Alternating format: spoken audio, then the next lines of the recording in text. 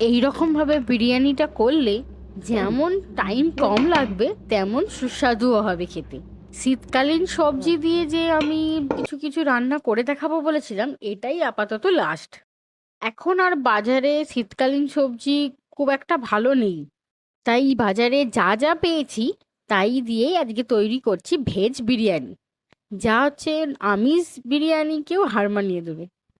নমস্কার, আমার চ্যানেলে সবাইকে স্বাগত। আর পুরো ভিডিওটা দেখার অনুরোধ রইল আপনাদের কাছে। আমি এখানে একটা বাঁধাকপি আর হচ্ছে দুটো গাজর একদম ছোট ছোট করে টুকরো করে রাখা, আর নিয়ে নিয়েছি কিছু কিছু কড়াইশুঁটি। আপনারা এখানে ফুলকপিও নিতে পারেন, কিন্তু আমি বাজারে সেদিন ভালো ফুলকপি না পাওয়ায় আমি আর দিইনি। বাঁধাকপিটাকে কুচি কুচি করে কেটে আর এই সব সবজিগুলোকে ভালো করে ধুয়ে জল ঝরতে রেখে দিলাম। আর নিয়ে নিয়েছি কি দুটো আর নিয়ে নিয়েছি একটা ক্যাপসিকাম, দুটো পেঁয়াজ মিডিয়াম সাইজের, একটা হচ্ছে টমেটো কুচি করে নেওয়া, আর নিয়ে নিয়েছি এখানে বটম মাশরুম ইউজ করেছি। এবার একটা পাত্রে একটা মশলা তৈরি করে রাখবো। সেটা হচ্ছে, এতে আমি 100 দিয়েছি টক দই, আর এতে আমি প্রায় 2 থেকে 3 চামচের মতো, ছোট চামচের 3 চামচের মতো দিয়ে দিয়েছি বিরিয়ানি মশলা। একটু বেশি করেই বিরিয়ানি মশলাটা দিলাম। এটা দিয়েছি 1 চামচ জিরে গুঁড়ো, 1 চামচ ধনে গুঁড়ো, 1 চামচ দিয়েছি হলুদ গুঁড়ো, আর 1 চামচের একটু কম দিয়েছি লঙ্কার গুঁড়ো। আর এতে দিয়ে দিয়েছি যে বেরেস্তা ভাজা যে তেলটা ছিল সেই তেলটা দিয়ে দিয়েছি। আর এতে দিয়ে দিয়েছি একটু নুন। এবার যেসব সবজি বা পেঁয়াজ যেগুলো কেটে রেখেছিলাম সব ওতে দিয়ে ভালো করে মশলার সাথে মাখিয়ে নিই। আমার এখানে যেহেতু আমি জায়গাটা ছোট নিয়েছি তাই সব মশলা মাখাতে পারিনি, মানে কিছু পেঁয়াজ কিছু ক্যাপসিকাম রয়েই গিয়েছিল। আর টমেটোটা চাইলে আপনারা পিউরি করেও দিতে পারেন, আমি ইচ্ছা করে কেটে রেখেছি কারণ আমি চাই এবার যখন মশলাটা করব তখন ওটা একটু নুন দিয়ে নাড়লেই তো নরম হয়ে যাবে, তাই আর পিউরি করিনি।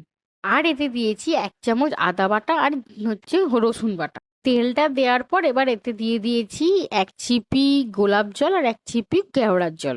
মশলাটাকে ভালো করে মিক্সড করে তাতে এবার কেটে রাখা সবজিগুলো দিয়ে দেবো। আপনারা কিন্তু চাইলেই সবকিছু একসাথে ম্যারিনেট করে নিতে পারেন, আর হচ্ছে টমেটোটা পিউরি করে ভালো করে ওর সাথে ম্যারিনেট করে একবারে তেল গরম করে ওইটা দিয়ে কষতে থাকতে পারেন, মানে একদম ফুল ফ্লেমে ওটাকে ভাজতে থাকতে পারেন। আমি যেহেতু ছোট বাটি নিয়েছিলাম ওটা ধরছিল না বলে আমি আর ওগুলো দিইনি। এটা জুগাড়ু ব্যাপার আর কি। এবার এখানে আমি নিয়েছি 150 পনির, সেটাকে আমি কিউব করে কেটে রেখেছিলাম। এইগুলো যতক্ষণ একটু রেস্ট থাকুক 15 থেকে 20 মিনিট, বেশি রেস্টে রাখার খুব একটা দরকার নেই। সেই সময় যতক্ষণ রেস্ট হচ্ছে ততক্ষণ এই পনিরগুলোকে আমরা হালকা করে একটু হালকা লাল লাল করে ভেজে তুলে রাখবো। এবার ওই তেলেতেই যে পেঁয়াজ ক্যাপসিকাম যেটা এক্সট্রা রয়ে গেছে আমার, সেগুলোকে আমি প্রথমে একটু নেড়ে নরম করে নিয়েছি। ওইটা নরম হয়ে যেতে আমি দিয়ে দিয়েছিলাম টমেটোগুলো। টমেটোটা নুন দিয়ে তাতে একটু নুন দিয়ে ওটাকে নরম করে করে নিয়েছিলাম। তার নরম হয়ে যেতে একটু কষা কষা মতো হয়ে যেতে তখন আমি যে ম্যারিনেট করা মশলাটা আমি সবজিটা রেখেছিলাম সেটা পুরোপুরি দিয়ে নাড়তে থাকি। আর আপনাদেরও বলে দিই, এটা পুরো ফুল ফ্লেমে নাড়বে, মানে শুধু ভাজা হবে, একে সেদ্ধ করার দরকার নেই, কারণ এটা পুরো স্টিম, মানে যখন বিরিয়ানিটা ভাপে বসাবো তখন সেদ্ধ হয়ে যাবে। তাই এই চেষ্টা করবেন সব সবজিগুলো একটু ছোট ছোট করে কাটার, যাই সবজি দিন না কেন। আর সবজিগুলো ছোট দিলে যখনই ভাজা হবে, যখন দমে বসবে বিরিয়ানিটা, তখন ওটা সেদ্ধ হয়ে যাবে। ম্যারিনেট করে নিতে পারেন, আর হচ্ছে টমেটোটা পিউরি করে ভালো করে ওর সাথে ম্যারিনেট করে একবারে তেল গরম করে ওইটা দিয়ে কষতে থাকতে পারেন, মানে একদম ফুল ফ্লেমে ওটাকে ভাজতে থাকতে পারেন। আমি যেহেতু ছোট বাটি নিয়েছিলাম ওটা ধরছিল না বলে আমি আর ওগুলো দিইনি। এটা জুগাড়ু ব্যাপার আর কি। এটা নাড়তে নাড়তে যখন দেখবেন একটু লেগে যাচ্ছে তখন ওই বাটি ধোয়া জলটাও দিয়ে দেবেন। কিছু মশলা ওয়েস্ট করার দরকার নেই। ফুল ফ্লেমে ওটাকে নাড়তে থাকুন যতক্ষণ দেখবেন পুরো কষা হয়ে গেছে ভালো মতো, তখন ওটাকে একটু সাইড করে রেখে দেবেন। এবার আমি এখানে বিরিয়ানির জন্য ভাতটাও সেদ্ধ করে নিলাম। 80% সেদ্ধ করে আমি এটাকে তুলে রেখেছি। এবার করব বিরিয়ানির লেয়ারিং। নিচে হচ্ছে প্রথমে যে মশলাটা তৈরি করেছি সেটা একটুখানি দিয়ে দেবো। এর উপর থেকে এবার ভাতের লেয়ারিংটা করে দেবো। ভাতের উপর থেকে দিয়ে দিচ্ছি একটু বেরেস্তা, একটু বিরিয়ানি মসলা, একটু নুন, হালকা নুন, আর দিয়ে দিচ্ছি একটু ঘি। দিয়ে এবার যে আর একটু যে মশলা আছে সেই মশলাটা এর উপরে লেয়ারিং করে দিচ্ছি। করে দিয়ে এরপর দিয়ে দেবো যেটুকু ভাত আছে সেইটুকু ভাত আমি দিয়ে তার ওপর বেরেস্তাটা দিয়ে আবার বিরিয়ানির মশলা, নুন আর ঘি দিয়ে আমি লেয়ারিংটা কমপ্লিট করলাম। আর আমি এখানে আপনারা যখন চাইবেন এরকমভাবে করলে আপনাদের খুব তাড়াতাড়ি হবে। মানে একদম মানে দোকানের মতো ঝরঝরে আর খুব ভালো একটা বিরিয়ানি তৈরি হবে। এর উপর থেকে আমি দিয়ে দিয়েছি যে গোলাপ জল, কেওড়া জল আর কেশরের যে গোলাটা সেটা আমি দিয়ে দিয়েছি। সেটা আমি ভিডিও যে আমি করতেই ভুলে গেছি। দিয়ে আমি এটা ভেপারে বসিয়েছি। ভেপারটা আমি একটু অন্যরকম বসিয়েছি যেটার জন্য একদম পারফেক্ট বিরিয়ানি হয়। একদম ঝরঝরে আর নিচে একটুও লাগে না। সেটা হচ্ছে প্রথমে আমি একটু জল গরম করতে বসিয়ে দিয়েছিলাম। যেমন মোমোর মানে ভেপার হয় সেরকম। মোমোর মতো যেমন জল গরম করতে হয় সেরকম জল গরম করে আমি হাঁড়িটা এর উপর বসিয়ে দিচ্ছি।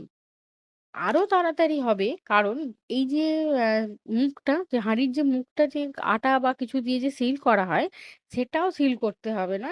যদি একটা ভিজে কাপড় নিয়ে আর তার মধ্যে এই যে থালাটা আছে যেটা কভার হবে সেটা দিয়ে আর যদি চাপা দিয়ে দেওয়া যায়, এতে জলের জন্য ভ্যাকুয়াম ভ্যাকুয়াম হয়ে যাবে। চাপা দিলে জল আর হচ্ছে এই ভাপে ভ্যাকুয়াম হয়ে গেলে ওটা আটকে যাবে।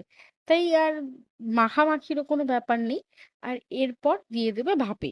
প্রথমে হচ্ছে ফুল ফ্লেমে 5 মিনিট, তারপর মোটামুটি আধ ঘন্টা রাখলেই একদম পারফেক্ট হয়ে যাবে বিরিয়ানিটা। আপনারা যদি এই বিরিয়ানিটা ফুল হচ্ছে নিরামিষ করতে চান তাহলে এখানে পেঁয়াজের বেরেস্তার বদলে আপনি এখানে বাঁধাকপির বেরেস্তা করে নিতে পারেন।